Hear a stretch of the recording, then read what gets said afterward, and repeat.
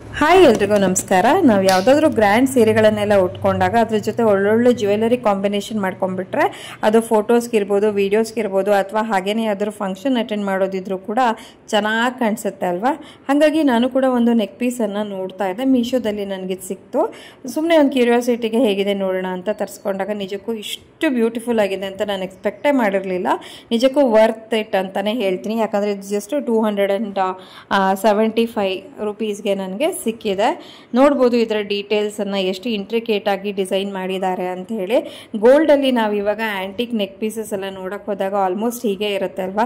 Lakshmi design ಇದೆ, ಹಾಗೆ ಆ ಕಡೆಗೆ ಈ ಕಡೆಗೆ ನವಿಲಿನ ಡಿಸೈನ್ ಕೂಡ ಇದೆ.